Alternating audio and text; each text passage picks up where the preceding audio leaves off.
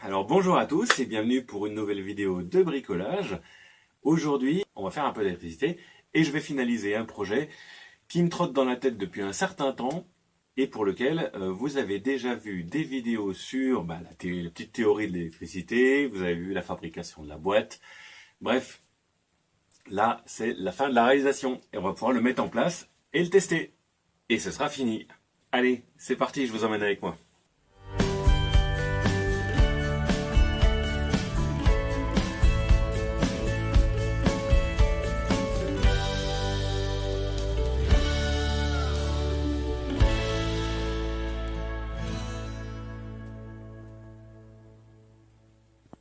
Alors la prise du milieu, c'est celle qui est commandée uniquement par l'arrêt d'urgence.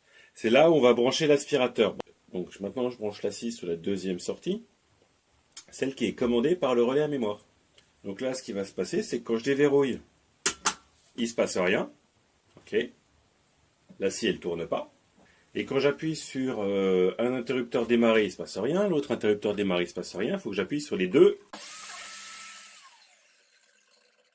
Et je redémarre avec les deux boutons et j'appuierai sur l'arrêt d'urgence pour tout arrêter. Et voilà, ça fait exactement ce que je veux. Donc on va pouvoir finaliser l'install en mettant tout ça en place sous l'établi pour que ce soit directement accessible. C'est parti!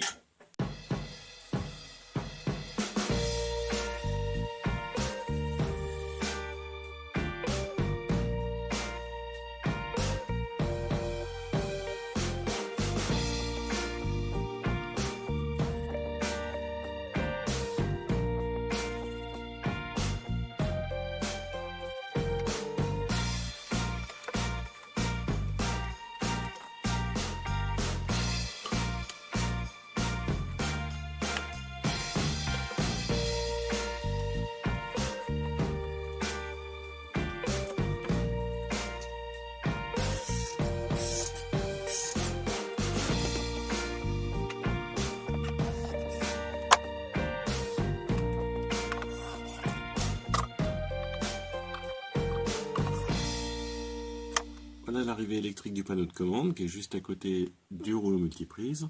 On a collé à la colle chaude le câble d'alim sous l'établi. Hop. Donc du panneau de commande partent les deux sorties commandées qu'on a enroulées autour de la poignée, comme ça absorbera la vibration. Donc ensuite on va faire sortir les deux câbles d'alim des outils sur l'arrière, comme ça je ne suis pas gêné quand je vais mettre l'aspirateur à copeaux sur la scie. Et on a enroulé tout ça avec un clou, avec un qui retourne à la scie, et l'autre qui vient, ça c'est le câble de l'aspirateur. Et pour finir, de la même manière qu'on avait mis la scie circulaire en marche forcée tout le temps, et ben on met l'aspirateur en marche forcée tout le temps. Bon alors le seul truc encore à améliorer, c'est de mettre quelques résans pour maintenir. Là je les ai pas mis tout de suite, au cas où je dois décabler pour passer les câbles autrement. Mais sinon c'est fini, et on va pouvoir faire un test. Donc là on voit la lame de scie.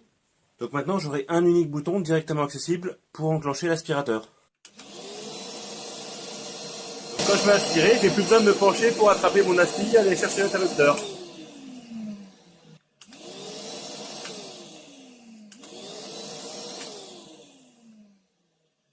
Et maintenant, pour allumer la scie, donc là on voit la lame.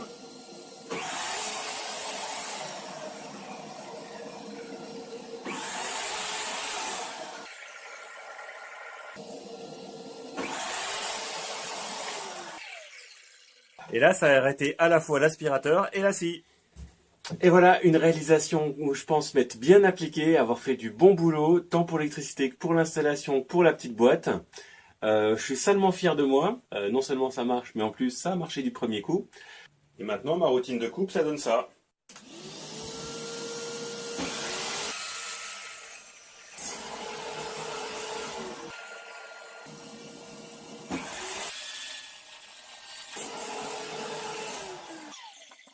Alors, la première autocritique, c'est que la boîte elle n'est pas fermée. Alors si je mets la main en dessous, je peux toucher des choses qui sont électrifiées.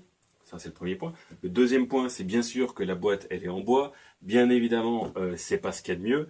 Mais cependant, c'est quelque chose qui ne me dérange pas dans la mesure où ça ne tournera que quand je suis là. Donc s'il y avait un début de quoi que ce soit de problème, mécaniquement je le vois tout de suite. Et accessoirement, j'ai ramené un petit extincteur dont je sais me servir parce que j'ai eu une formation incendie au boulot une fois.